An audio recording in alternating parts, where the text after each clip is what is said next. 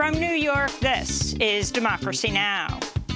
I feel extreme confidence in the safety and the efficacy of this vaccine, and I want to encourage everyone who has the opportunity to get vaccinated so that we could have a veil of protection over this country that would end this pandemic. As the nation's top infectious disease doctor, Anthony Fauci, gets the coronavirus vaccine, we speak to an emergency room doctor in Yuma, Arizona, who's gone from treating soldiers in Iraq to fighting a pandemic at home. He lost his job in Arizona, then got it back after speaking out about conditions in the Arizona hospitals. We then will look at Joe Biden's pick for Education Secretary, Miguel Cardona, a former elementary school teacher who now oversees schools in Connecticut. Plus, we go to California, where Governor Gavin Newsom has picked California's Secretary of State, Alex Padilla, to fill Kamala Harris's Senate seat. Can you imagine what the mom would be thinking now as I ask you if you want to be the next U.S. Senator of the United States, the great state of California? You serious? This is the official, this is the ask, brother.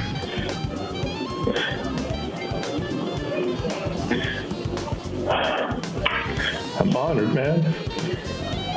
And I'm humbled. Alex Padilla will become the first Latinx senator to represent California. All that and more coming up. Welcome to Democracy Now!, democracynow.org, the Quarantine Report. I'm Amy Goodman. President Trump threatened to thwart the $900 billion bipartisan coronavirus relief package, which he called a disgrace in a video released on Twitter Tuesday night. Asking Congress to amend this bill and increase the ridiculously low $600 to $2,000 or $4,000 for a couple. I'm also asking Congress to immediately get rid of the wasteful and unnecessary items from this legislation and to send me a suitable bill, or else the next administration will have to deliver a COVID relief package, and maybe that administration will be me. Trump did not say whether he would veto the bill, which passed with a veto-proof majority. Top Democrats seized on his remarks Tuesday night to repeat their own calls for higher direct payments. House Speaker Nancy Pelosi and Senate Minority Leader Chuck Schumer reminded Trump Republicans blocked the move. Pelosi tweeted, "Democrats are ready to bring this to the floor this week by unanimous consent. Let's do it." And progressive Congress members Rashida Tlaib and Alexandria Ocasio-Cortez tweeted last night they already prepared an amendment to add the $2,000 payments to the bill. Senator Schumer responded to AOC's tweet, quote, "I'm in. What'd you say, Mitch?" This comes as the United States is averaging over 200,000 new COVID-19 cases per day, with record-breaking deaths and hospitalizations. 2020 was the deadliest year ever in U.S. history, mostly due to the pandemic. The country's on track to top 3.2 million deaths this year, over 400,000 more deaths than in 2019. President Trump issued 15 pardons and 5 commutations Tuesday, including pardons for 4 former Blackwater contractors involved in a massacre in Iraq, 3 corrupt former Republican lawmakers, 2 people convicted in Robert Mueller's investigation into Russian interference in the 2016 election, and 2 Border Patrol agents convicted of shooting an undocumented immigrant. The Blackwater guards included Nicholas Sladden, who was sentenced to life in prison after being convicted of first-degree murder for his role in the 2007 Nisour Square massacre, when he and other Blackwater mercenaries opened fire with machine guns and grenades on a crowded public space in Baghdad, killing 17 unarmed civilians, including women and children. The youngest victim, a 9-year-old child named Ali Kanani. This is Ali's father, Mohammed, speaking to Jeremy Scahill and Rick Rowley in a short documentary called Blackwater's Youngest Victim. It was horrific, extremely terrifying. I still wake up from sleep startled. Why, I ask, why would they do this? We are civilians sitting in our cars. Most of the cars had families in them. So why did this happen? I kept hearing boom, boom, boom in my car. Bullets were flying everywhere. It was horrific, horrific. I don't know. I don't know how to describe it. Blackwater was founded by Eric Prince, a close ally of President Trump. Prince's sister, Betsy DeVos, serves as education secretary. Go to DemocracyNow.org to see our full coverage of the Nisour Square massacre. President Trump also pardoned Ignacio Ramos and Jose Campion, two former Border Patrol agents who were convicted in 2006 of shooting an unarmed Mexican man, then covering it up. A pardon was also given to George Papadopoulos, a 2016 campaign foreign policy advisor who pleaded guilty to lying to the FBI during its Russia investigation. The three former congressmen given pardons or commutations are all allies of President Trump. Duncan Hunter, who pleaded guilty to misusing campaign funds, Chris Collins, who pleaded guilty to insider trading.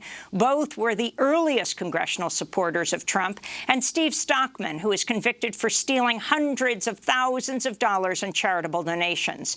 Trump was pushed to commute Stockman's 10-year sentence by the conspiracy theorist lawyer Sidney Powell, who's been helping Trump try to overturn the November election. She has visited the White House a number of times this weekend. Trump also reduced the sentences of 3 women convicted of nonviolent drug crimes. President Trump is expected to grant more pardons in the coming weeks. On Tuesday, the UN Special Rapporteur on Torture, Niels Melzer, urged Trump to pardon WikiLeaks founder Julian Assange. Meanwhile, Trump is reportedly considering granting legal immunity to the Saudi Crown Prince, Mohammed bin Salman, who is facing a federal lawsuit over a plot to assassinate a former top Saudi intelligence officer who now lives in Canada. Such a move may provide the legal basis to protect bin Salman over the killing of the Washington Post journalist Jamal Khashoggi. A new report has revealed at least 36 journalists at Al Jazeera were hacked using spyware made by the Israeli firm NSO. The hack was uncovered by the Citizen Lab at the University of Toronto, which tracks use of the software known as Pegasus that allows users to remotely exploit and monitor hacked devices. Saudi Arabia and the United Arab Emirates are believed to have been behind the attacks. The number of journalists killed in retaliation for their work more than doubled this year, with Mexico being the most dangerous country for journalists in 2020, followed by Afghanistan and the Philippines. This according to a new report by the Committee to Protect Journalists, which found at least 30 journalists have been killed around the world this year. In related news in Mexico, the former mayor of a small town in the state of Chihuahua has been arrested for complicity in the 2017 murder of La Jornada journalist Miroslava Breach. Hugo Ahmed Schultz is accused of providing information about Breach, who covered the drug war to an organized crime group suspected of her murder. Israel is headed towards its 4th election in under 2 years after lawmakers failed to pass a national budget Tuesday's deadline, triggering an automatic dissolution of parliament. This comes as weekly protests continue against Prime Minister Benjamin Netanyahu over corruption charges and his handling of the COVID-19 pandemic. In other news from the region, Israeli forces shot and killed a Palestinian teenager in occupied East Jerusalem Monday night. 17-year-old Mahmoud Omar Kamil was from the West Bank. In Canada, exiled Pakistani human rights activist Karima Merab Balok was found dead in Toronto this week. Her husband believes she went out on a walk Sunday and never returned home. Her body was found the next day. She fled Pakistan after receiving threats due to her human rights work in her home region of Balochistan. In 2016, the BBC named her as one of the 100 most influential women working in human rights. Earlier this year, another exiled activist from Balochistan, the journalist Sajid Hussain, was found dead in Sweden. Back in the United States, California Governor Gavin Newsom has appointed California Secretary of State Alex Padilla to replace Vice President-elect Kamala Harris in the U.S. Senate. Padilla will be the first Latinx senator to represent California, a state which is 40% Latinx. His parents immigrated from Mexico. In a video posted by Governor Newsom to Twitter, Padilla talks about how his family's background has shaped his political work. I can't tell you how many pancakes my dad flipped or eggs he scrambled, trying to provide for us, or into the many, many years of my mom cleaning houses, doing the same thing. So I try so hard to make sure that our democracy is as inclusive in California as we built, and to have an important perspective to bring to Washington. After Kamala Harris leaves the Senate to become vice president, there will be no black women U.S. senators. We'll have more on Alex Padilla later in the broadcast. The Justice Department suing Walmart for its role in fueling the country's opioid epidemic. The lawsuit accuses Walmart of filling thousands of invalid prescriptions, failing to report suspicious opioid prescriptions, and pressuring employees to fill orders quickly, even when they were not written for valid medical purposes. Some 450,000 people have died from opioid overdoses in the past 20 years. In Tacoma, Washington, the immigration advocacy group La Resistencia is reporting guards at the Northwest Detention Center have threatened a hunger striker with force feeding. Victor Fonseca, an asylum seeker from Venezuela, has been on hunger strike for over a month, protesting the ICE jail's dangerous conditions during the pandemic and demanding prisoners with underlying medical conditions be released. Fonseca is currently awaiting deportation. Here he is speaking from the prison at the start of his hunger strike. What do I have to lose? I have already lost everything. I lost my freedom. I lost my family, my children. Enough is enough. I need to do this because otherwise I will die here. According to La Resistencia, at least 20 prisoners at the Northwest Detention Center are currently on hunger strike. And in Chicago, over 1,500 essential workers staged a one-day strike Tuesday to demand safer conditions and hazard pay during the pandemic for all essential workers. Hospital, health, and maintenance workers, Cook County Clerk's Office workers, and employees from the Sheriff's Office say county officials have been refusing to negotiate as workers continue to serve essential frontline roles amidst the pandemic. This is Reverend James Phipps, who serves on SEIU's executive board for Cook County and was an organizer with the Student Nonviolent Coordinating Committee during the Civil Rights Movement. They disrespect us. They disrespect our union, but at the same time, they want us to support them financially for them to attain their goal. We're fighting for our family. We're fighting for economic justice for the community at large. And we understand that in this country, most of the black and brown people don't know what generational wealth is. Nothing never trickled down to them. And those are some of the headlines. This is Democracy Now!, democracynow.org. The Quarantine Report. I'm Amy Goodman in New York, joined by my co-host Juan Gonzalez in New Brunswick, New Jersey. Hi, Juan. Hi, Amy, and welcome to all of our listeners and viewers across the country and around the world. Well, the United States hit the grim milestone of the worst day yet of the coronavirus pandemic this week, with 3,350 COVID-related deaths Tuesday alone. This comes amidst reports that 2020 has been the deadliest year in U.S. history. The United States is on track to top 3.2 million deaths this year, with 400,000 more deaths than in 2019. As the country averages more than 200,000 new COVID-19 cases per day, we go now to the front lines of the crisis to speak with a doctor who's been treating patients since the beginning of the U.S. outbreak, first here in New York City and now in Yuma, Arizona, a COVID hotspot with nearly 4 times more cases per capita than the rest of the country. Yuma is home to one of the world's largest military installations, also a massive prison facility where more than 600 prisoners recently tested positive for COVID-19, and the prison warden died after COVID complications. Dr. Cleavon Gilman is an emergency medicine physician who received the Moderna vaccine on Thursday. He's also an Iraq War veteran who served as a combat medic and deployed with the Marines in Iraq's Al-Anbar province. But he says that experience did not prepare him for the coronavirus. Dr. Gilman has been keeping a daily public diary of his experiences treating COVID-19 patients. He says he was fired by Yuma Regional Medical Center after he sent out a tweet saying simply, quote, "No more ICU beds in the state of Arizona." But after public outcry, he was given his job back. He's joining us now from Yuma, Arizona. Dr. Gilman, you tweeted some pictures from 2 years ago when you chaperoned a class trip of fourth graders to our Democracy Now! Studios. It's great to have you back as a guest. So unfortunate under these circumstances. Just a little correction. I know you got your vaccine yesterday. How are you feeling? And then talk about what's happening right now in Yuma. Why you risked your job, actually lost your job, talking about the conditions in the hospital, and then got it back because the community said no. You were a vital resource in Yuma. Yeah, thank you for having me, Amy and Juan. I've been a big fan of this show for actually years, so it's it's a real honor to be on here.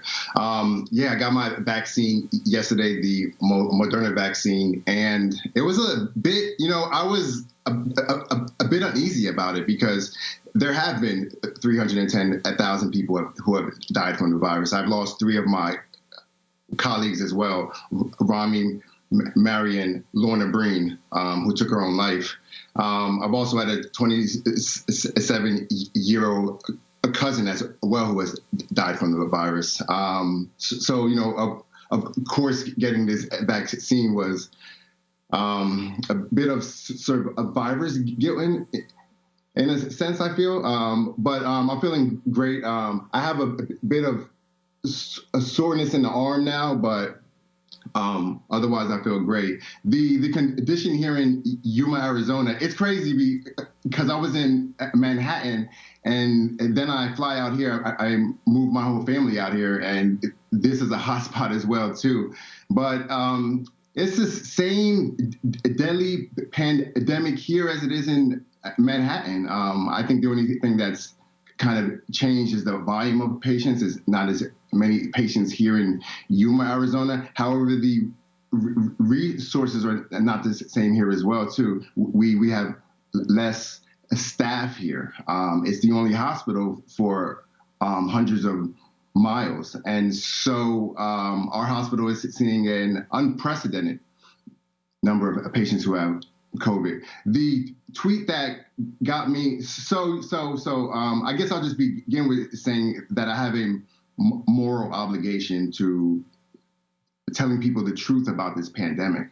I've seen countless people die in New York, and since March, I've been keeping a journal about that. And so here, the week prior to November 20th, I was seeing more and more patients who had COVID. And so our governor here, Governor Doug Ducey, was telling everyone that there were 180 ICU beds. So then I show up to my shift and I'm unable to transfer 3 ICU patients. And I had to manage those patients in the ER and see brand new patients at the same time. So I put out a tweet. It went viral. The next day I was advised I was not able to return back to the job. My medical group tried to negotiate over the next 3 weeks, and the hospital refused to let me return, despite 4 docs being out with COVID as well. And so eventually I talked to a reporter, and she dropped an article, and then there was a huge public outcry to have me return back to work. Well, Dr. Gilman, as Amy mentioned earlier, the Yuma is also home to a massive military base and prison complex. Can you talk about how these types of facilities have contributed to the spread of COVID-19 from what you've been able to tell? Yeah, it seems the first case here actually came from a soldier on the base. So that's how it was introduced to the community here. So there are a lot of military personnel and a lot of retired personnel as well here. I'm seeing a majority of the cases here, though, are not from the military, though. They're from underserved populations here. 60% of the people here are Latinos, so I'm seeing a large majority of those patients who have the virus. And the prison here, there's a huge prison outbreak here, 650 people who have the virus. And those patients are beginning to trickle in to the ER. Sadly and tragically, the prison warden even died from a virus, we think. And what about the virus's impact on the Navajo Nation in Arizona? So the Navajo Nation was having a lot of problems in June, I believe.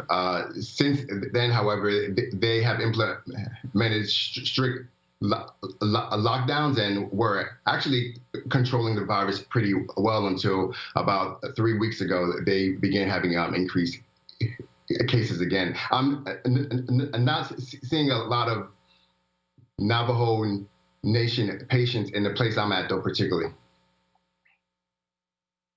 Gilman, your life story is really astounding. I mean, you quit high school maybe because you were being bullied for your stutter and it was too humiliating for you. You end up in the military. You start to deal with bodies in Iraq. Tell us this story where you end up being coming back to this country and going to some of the most elite institutions and becoming an emergency room doctor. Talk about your time in Iraq and how this compares to Yuma. Yeah, I just remember, so when I grew up, I wasn't really supposed to be anything in life, honestly.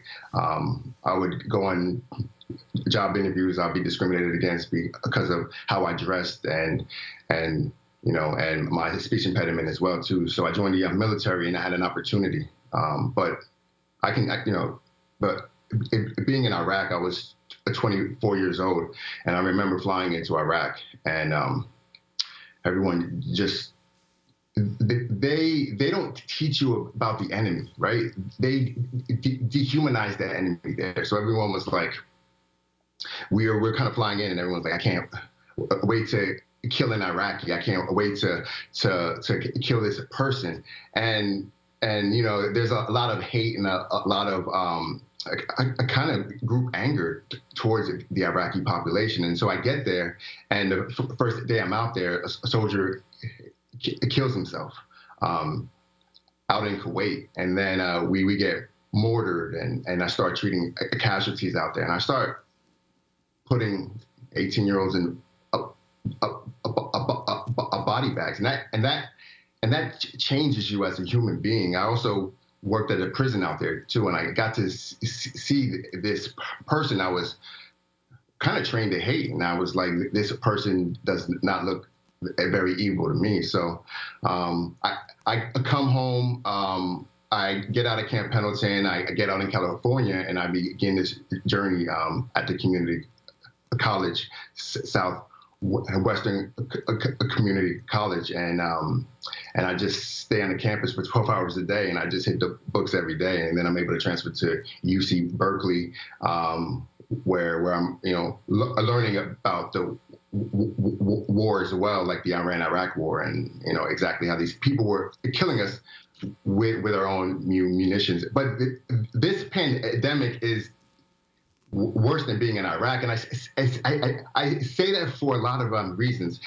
There's some similarities between it, right? You have on a mask, you go in a uniform to your job, you have this camaraderie with your people on the front lines, you have nightmares of the patients you treat, but this virus is a Trojan horse, and it just hides in people, and you can bring it home to your family and infect every person in your house. It's also an invisible enemy. You can't see this virus as well. And this battlefield is we are going into war into the hospitals, and we're treating patients, and then we're driving home past a crowded gym, past people eating, and they're totally oblivious to the people that are dying here in Arizona, in New York as well. And there's also just an unprecedented amount of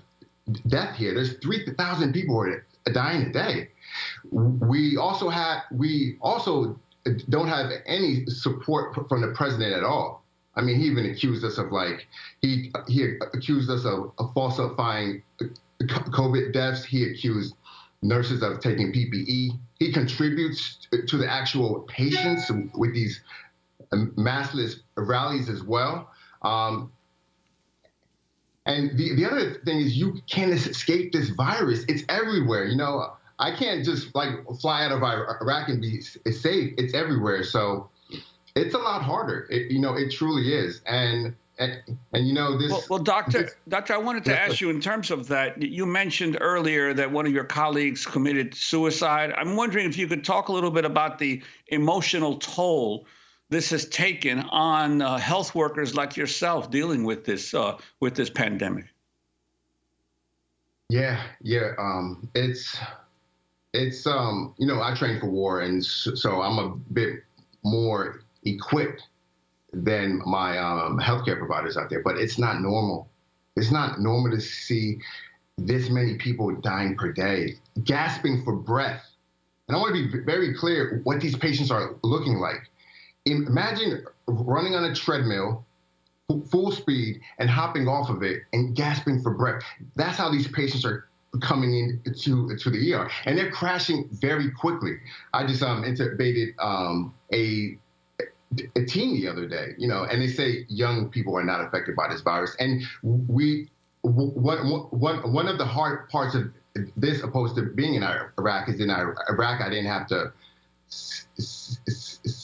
sit across from a loved one in a consultation room and tell them that their son, that their husband or wife has died, and that it's there in the brain. It rises up at times, and it's really hard to do this job. And that's how come, a lot of us, we need your support as well too. I had a colleague, Lorna Breen, that took her own life, and it's just really hard for us. I've had colleagues who have been intubated. We are under a lot of strain, and we are not getting any support. I would appreciate it if people would support the Lorna Breen Act, which will provide grants for mental health programs for healthcare workers. Dr. Gilman, you worked with Dr. Lorna Breen. She was head of the emergency room at New York Presbyterian. So you've been at two epicenters of the pandemic, in Yuma now, and before that here in New York when it was at its height. Stat News did a profile of you, one of the most respected health websites, and they show a picture of you in a hallway of New York Presbyterian here in New York, where you're sitting by yourself in what you call the bad news chair, because you used it when you phoned families of patients who had died. The idea that you're not only desperately trying to save lives, but you're often, along with nurses and other hospital staff, the only people around a patient when they die. Talk about that chair. My God, Amy, the chaos in the emergency room in New York is unlike anything I've ever experienced before. We were intubating, putting breathing tubes in 20 to 30 patients per day. And I was calling 2 to 3 loved ones a day to tell them that their family member died. And let me tell you about the job that it's really hard to be an ER doctor. It's really hard to be an ER nurse. And it's hard when you see your community that is being killed by this virus.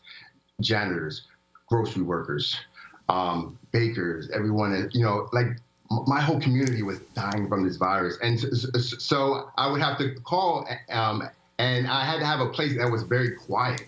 And so I would kind of prepare myself for that moment. And it's always the same thing. I would call up and they knew I was going to give them very bad news. And it's just, honestly, like it's just this shrill cry that they say.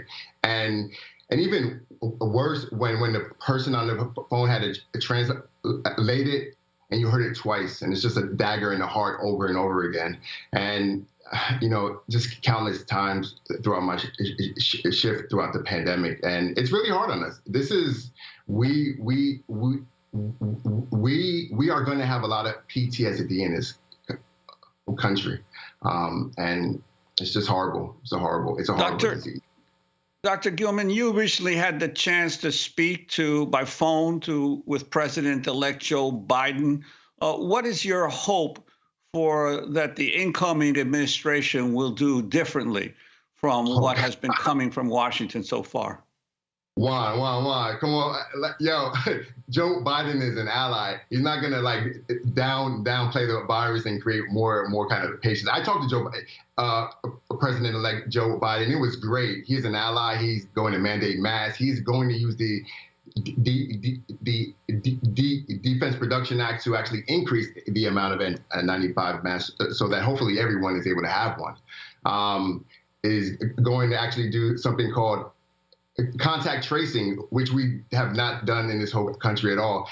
And then also just speak the truth, right? Put people who are experts to talk about the virus, right? Not to tell people this is a deadly virus, here's what you need to do. You need to wear a mask, you need to socially distance, you need to avoid indoors. So I'm very hopeful. But the problem is, right, this virus is out there. There's over 200,000 to 300,000 new infections per day. Up to 3,000 people are dying. He'll be in there on January 20th. However, till then, there's a long period where people are going to die as well, and the virus is going to be spread. Final words for Governor Ducey and President Trump. Even as President Trump will be leaving soon, whether he is accepting this or not, there are so many days between now and January 20th, days where thousands of people will die.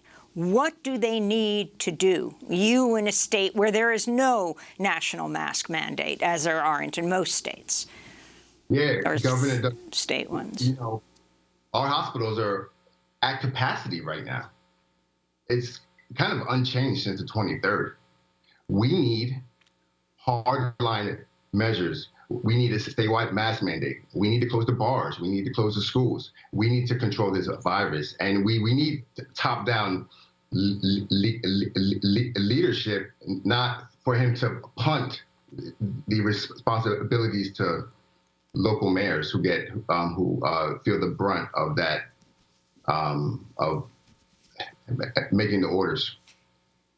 Well, Dr. Cleavon Gilman, it's been a pleasure talking to emergency medicine physician in Yuma, Arizona. Also treated COVID-19 patients here in New York City at the epicenter of the pandemic here, an Iraq War veteran who served as a Marine combat medic. When we come back, we look at Joe Biden's pick for Education Secretary, Miguel Cardona, former elementary school teacher who now oversees schools in Connecticut. By the way, our music break is by our guest, Dr. Cleavon Gilman, who says when he raps and sings, the stutter just goes away. It's Rise Up Now. New day, you've changed, but no regrets. So many social ills laying at our doorstep. Wars we ignore, leading to more death. Only 24 bullets severed many vessels. I looked in his eyes, he was hemorrhaging potential. Was it fate? Or his quest to be a martyr? Tattoo on his chest, red death before dishonor. I flash back to the war in Iraq. Different conflict perhaps, but the words were exact.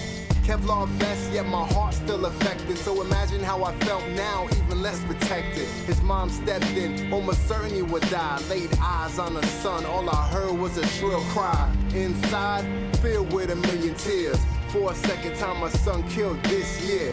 It's impossible to clear my mind and rest. The way hospitals juxtapose life and death. I will rise up now. Bend but don't break, keep hope in your faith. I will rise up now.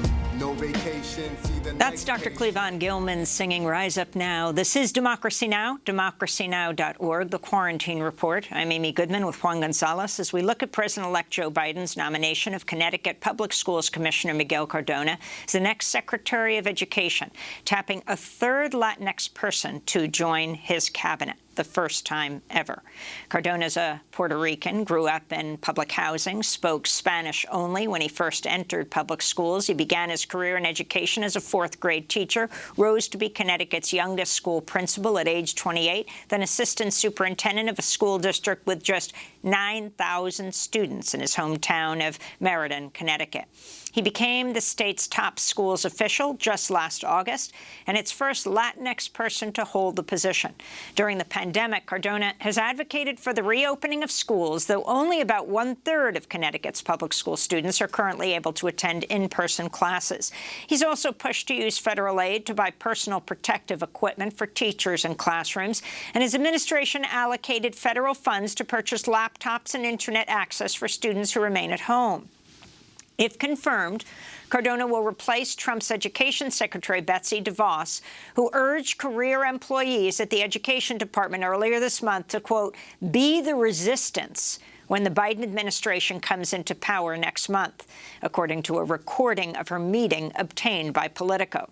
Well, for more, we're joined by Diane Ravitch, who served as Assistant Secretary of Education under President George H.W. Bush. She's a historian of education, best-selling author. Her most recent book is Slaying Goliath, the passionate resistance to privatization and the fight to save America's public schools. She blogs at DianeRavitch.net. Welcome back to Democracy Now!, Diane Ravitch. We're going to talk about DeVos's record, but we want to start off by talking about the significance of what for many was a surprise pick to be the education secretary. Well, yes, it was a surprise pick because Dr. Cardona is not known outside of Connecticut. And in the early discussions about who might be selected as commissioner, his name was not mentioned. The good thing is, first of all, he's not Betsy DeVos, and every educator in America, or almost every educator, will be thrilled about that.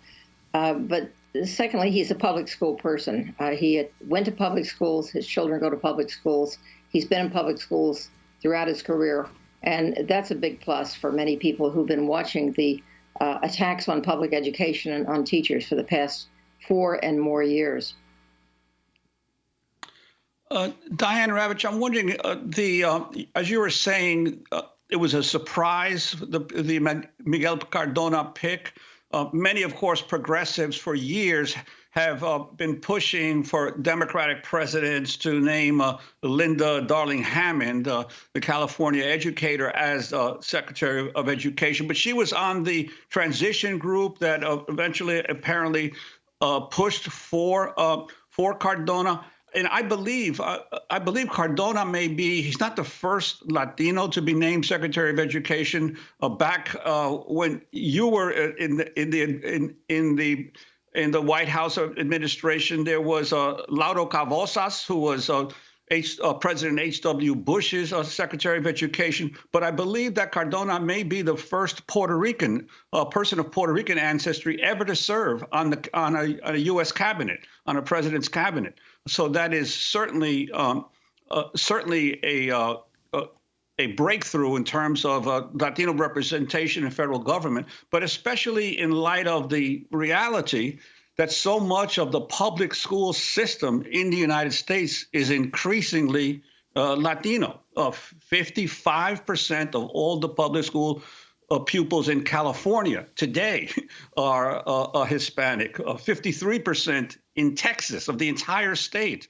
40% of New York's public school population, and even North Carolina, 16% of the entire public school population of North Carolina is Latino. So really the problem of solving the education obstacles to Latino children in public schools are really at the heart of improving public education. So in this sense, do you think that there might be a real potential for progress with Cardona as running the education department?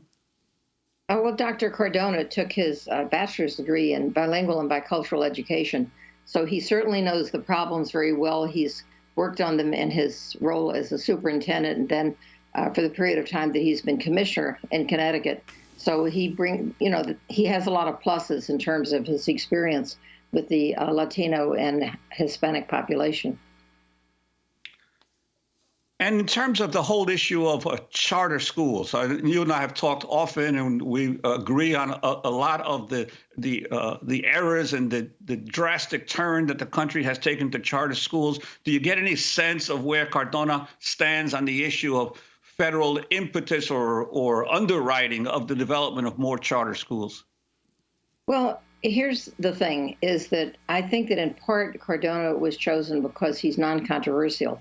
In the end, as I understand it, the choice came down to between Dr. Cardona and Dr. Leslie Fenwick, who is the Dean Emeritus of Howard University. Dr. Fenwick is an outspoken critic of Teach for America, of charter schools, and of the basically the federal policy of the past 20 years. And I happen to agree. She is a progressive. I publicly supported her on my blog because I think she would have upended federal policy. And I don't think that the Biden administration wanted to upset the so-called reformers by choosing someone who was so outspoken. Dr. Cardona, on the other hand, has been very low profile.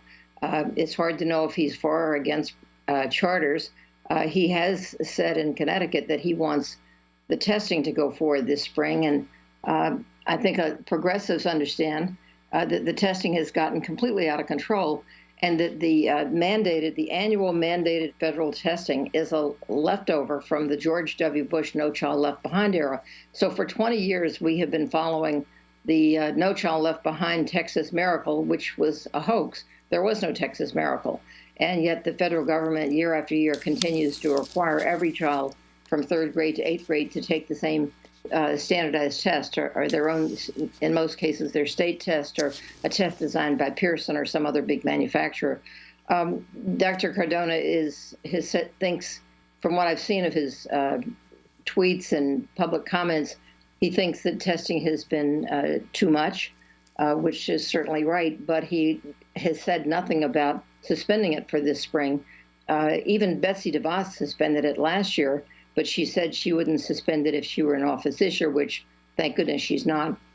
And I think that on day one, the Biden administration should announce that there will be no mandated testing this spring, because the inequality of access to education over this past several months has been dramatic. And I can save the country hundreds of millions of dollars by telling you what the results will be. I already know what the results will be. The rich kids will have high scores and the poor kids will have low scores.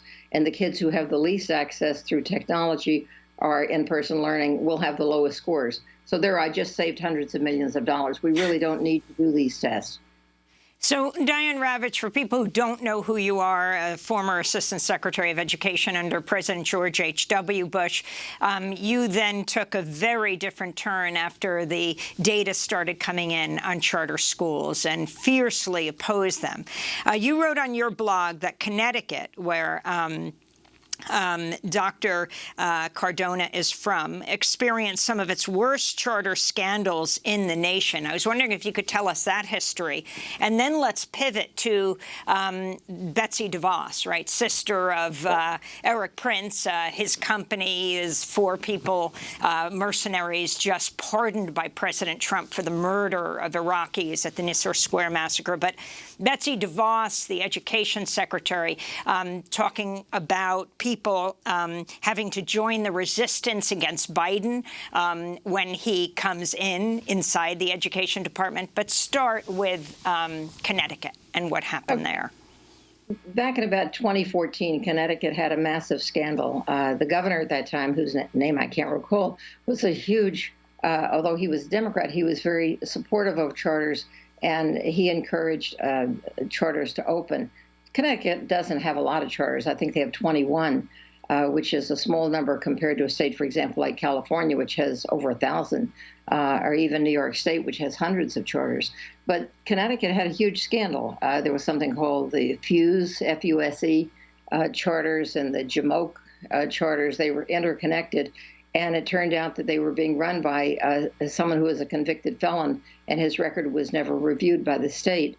There were also charges of nepotism, and basically a chunk of that charter chain closed down, but it's still there, and it had to clean up its act. But having experienced that scandal, Connecticut should have looked very closely at the whole charter idea. Instead, they've contained it.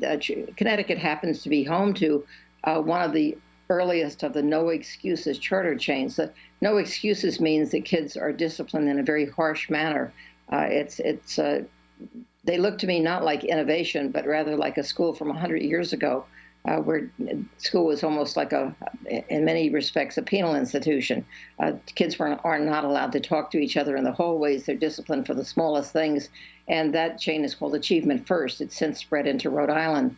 And 3 of the Achievement First charter schools right now are on probation. They were put there last spring because of they have high test scores because they kick out the kids who don't get high test scores, but they have very harsh discipline, and the state said that they really had to act more like public schools. So he was the commissioner at that time. The State Board of Education took a strong stand against the Achievement First disciplinary practices.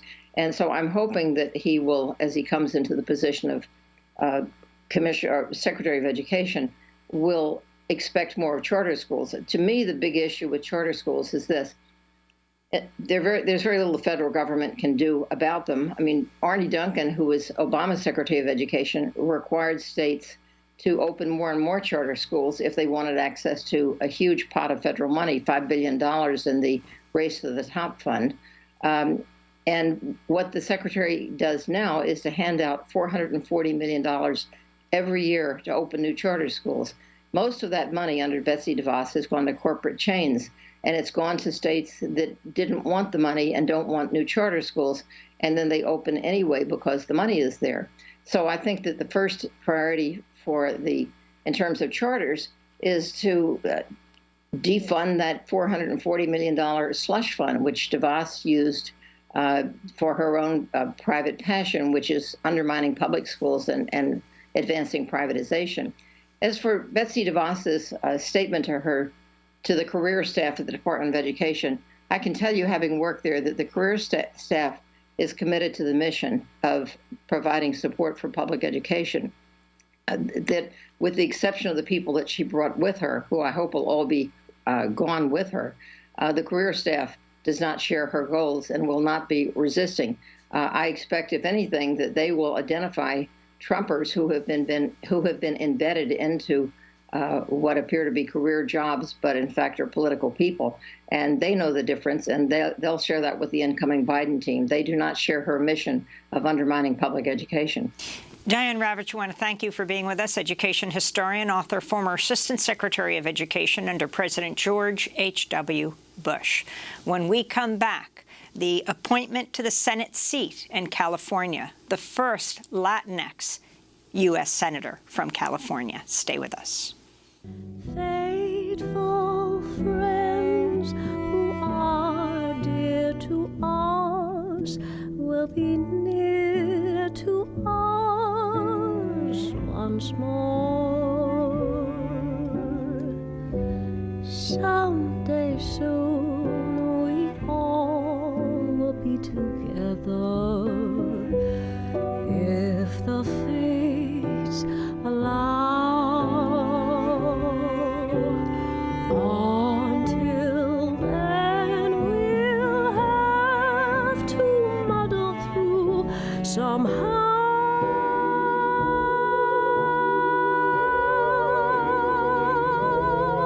So have yourself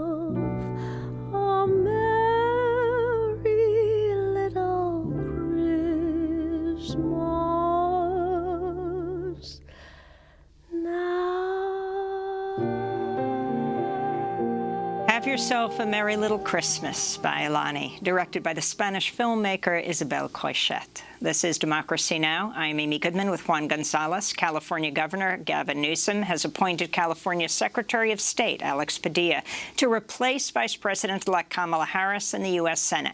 Padilla will make history as the first Latinx senator to represent California, a state with a population that's 40% Latinx.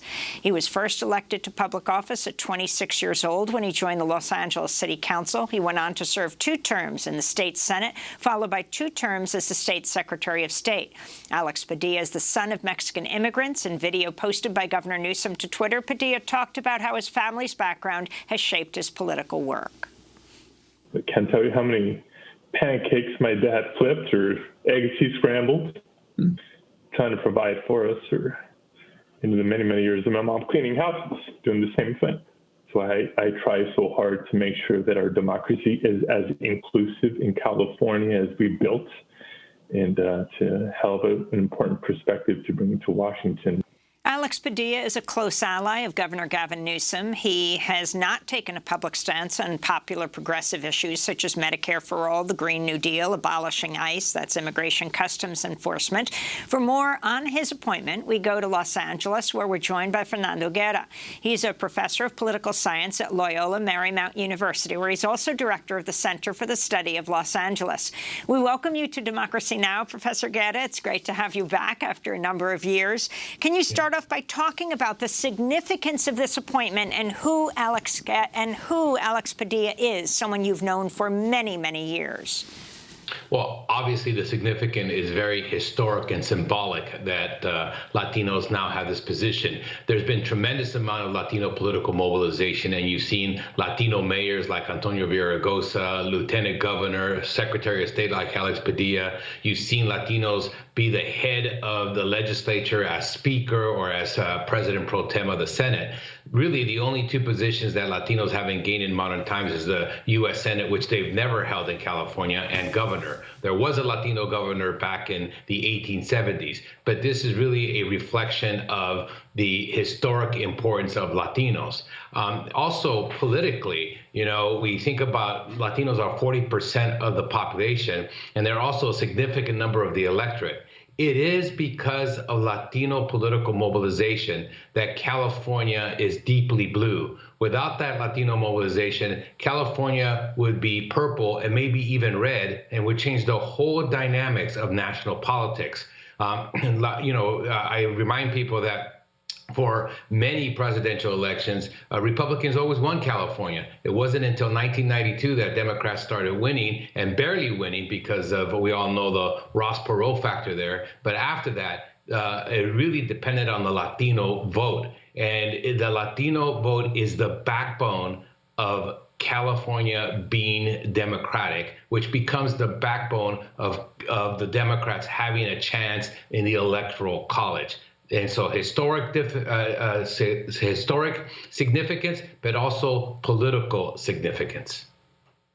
And Professor Guerra, Alex Padilla is, from what I can tell, is part of this whole sort of generation of key Latino leaders in California, and I include in that Antonio Villaraigosa, Gil Cedillo, the city councilman from L.A., Javier Becerra, Kevin De Leon, who all came of age in the fight against Proposition 187 in the mid-'90s, and really began to exercise their leadership. But he's not necessarily one of the most progressive of this group. Could you talk about his sort of political leanings? You are right, and it's a great point. Alex Padilla is part of the original resistance to the Republican anti-immigrant policies of the early 1990s. Many of your viewers remember in 1994, there was a proposition in California, Proposition 187, which was anti-immigrant, anti-Latino.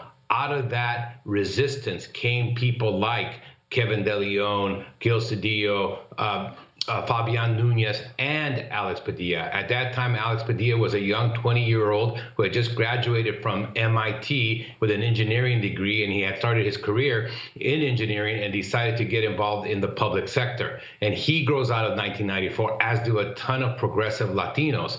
But you're right in terms of his politics. He is much more moderate. He is not a progressive in the same sense that an AOC or someone like that. Now, he will not be against the new Green Deal. He will not be against abolishing ICE, but I don't think he'll be in the forefront of those issues.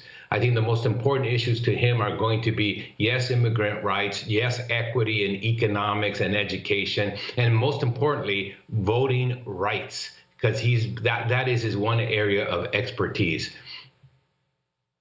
And in terms of there was a whole lot of jockeying within the political forces in California on Gavin Newsom. There were those who wanted an African-American woman, either Barbara Lee or Karen Bass, to replace Kamala Harris. What's your sense of how Gavin Newsom dealt with those competing pressures on him? Well, at the end of the day, he dealt with them masterfully. It just shows what a politician, great politician he is in terms of the inside game.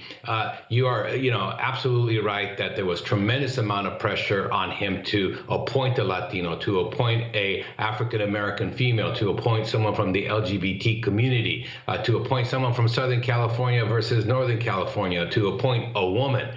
And there were newspaper ads taken out in the Los Angeles Times and San Francisco Chronicle and the Sacramento newspapers from different constituent groups, all urging him to appoint someone that they were obviously supporting. At the end of the day, he understood the historic significance for Latinos. He also had other variables. Number one, that Alex Padilla has been a strong ally of the governor for many years. Not only did he endorse him for governor in 2018, Alex Padilla actually endorsed Newsom for governor in 2010 when Newsom was thinking about running against Jerry Brown. Also, they share a lot of the same perspective. In addition, he also thinks that Alex Padilla can hold the seat in 2022. You don't want, as a governor, to appoint somebody and then they automatically quickly lose the seat. He's held statewide office before, and he'll have a good shot at staying in that seat in 22. He'll definitely have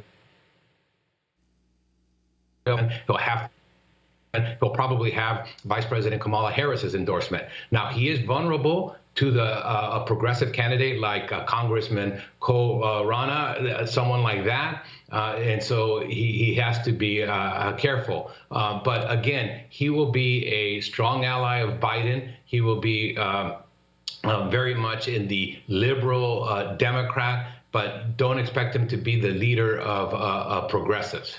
So to replace Alex Padilla as California Secretary of State, Gavin Newsom has named State Assemblywoman Shirley Weber. If confirmed, she would become the first Black Secretary of State in California's history. If you can comment on this and what this means for the landscape of the Senate to have if you wouldn't say progressive, would you say liberal Democratic Senator Alex Padilla?